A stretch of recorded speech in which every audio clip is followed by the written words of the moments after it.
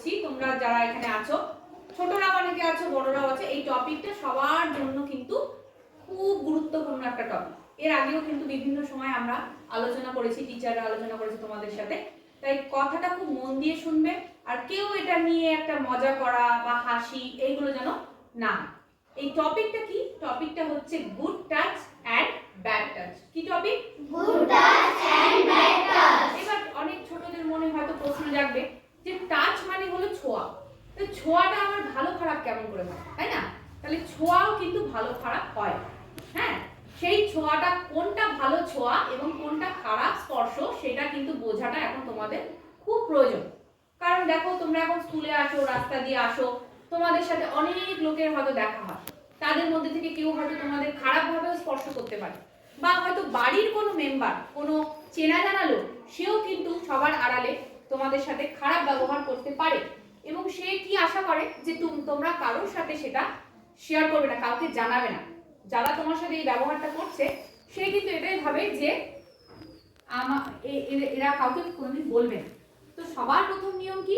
তোমার সাথে যদি কেউ খারাপভাবে তোমাকে স্পর্শ কখনো করে, সেটা কিন্তু তোমাকে বাড়িতে এসে সবার আগে মাকে, স্কুলে হলে সবার আগে টিচারকে, এবং আশেপাশে যারা তোমার ফ্যামিলি মেম্বার, যারা পরিবারের সদস্য, তাদের কিন্তু অবশ্যই দৌড়ে গিয়ে বলতে হবে। ঠিক আছে? এবার আমি খুব সহজ করে যদি কথাটা বলি, আমরা যে একটা ড্রেস পরে থাকো তোমরা, ঠিক আছে? একজন একটু উঠে আসো তো, যে স্কার্ট পরা আছো, তুই এত পলি, দেখো এই যে পলি, ও কিন্তু ড্রেস পরে আছে, এখন শীতকাল তাই লেগিংস পরে আছে, শীতকাল না হলে লেগিংসটা কিন্তু থাকতো না, এবং এইটা কি থাকতো? জামাটা থাকতো হাফ, তাই তো, হাফ শার্ট। এবার ওর যদি মনে মনে চিন্তা করে নাও যে এই হাফ শার্ট পরে আছে, তাহলে তোমরা ওর কোন অংশটা দেখতে পাচ্ছ? মুখটা দেখতে পাচ্ছ, আর এই যে হাতের তালুটা দেখতে পাচ্ছ, আর এই অংশটাও কিন্তু আমাদের খালি দেখা যাবে, আর পায়ের এই অংশটা কিন্তু দেখা যাবে, তাই তো? তাহলে মোটামুটি ভাবে যদি বলি, তাহলে আমাদের শরীরের যে অংশগুলো আমরা জামা কাপড় দিয়ে ঢেকে রাখিনি, এই যে খুলে রেখেছি, সেখানে যদি কেউ এভাবে স্পর্শ করে, বা আমার হাতটা ধরে কোনো বন্ধু যদি এরকম এরকম দোলায়, তাহলে সেটা কিন্তু হবে ভালো স্পর্শ। বা ধরো মা যখন এমনি করে আদর করে, মা সোনা বাবা, তাহলে সেটা কি স্পর্শ? গুড টাচ, তাই না?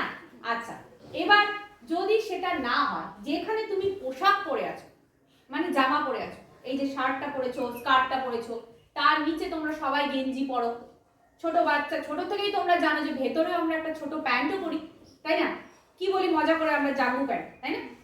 তো সেই জাঙ্গু প্যান্ট এবং ভেতরের গেঞ্জি, এই যে অংশগুলো আমাদের শরীরকে যে ঢেকে রাখে, সেই জায়গাতে যদি কেউ টাচ করতে চায়, বা তোমার জামা পরা অবস্থাতে তোমার জামার উপর দিয়ে যদি কেউ তোমাকে টাচ করে, সেটা অবশ্যই ব্যাড টাচ। ব্যাপারটা বোঝা গেল? এবার আরেকটা জায়গা আছে, সেটা কিন্তু আমাদের সব সময় খোলা থাকে, সেটা দিয়ে আমরা কথা বলি, সেটা হচ্ছে কি? ঠোঁট বা মুখ, যেটাকে ইংলিশে কি বলে? লিপস। সেই লিপসে কিন্তু কখনোই কেউ আঙুল দিয়ে বা হাত দিয়ে কোনোভাবেই স্পর্শ করতে পারবে না, সেটাও কিন্তু হয়ে যাচ্ছে ব্যাড টাচ। তাহলে আমি কি বোঝাতে পারলাম কোনটা কোনটা জায়গা গুড টাচ, কোনটা ব্যাড টাচ? এবার আমরা একটা গেম খেলবো, একজন করে আমি ডাকবো,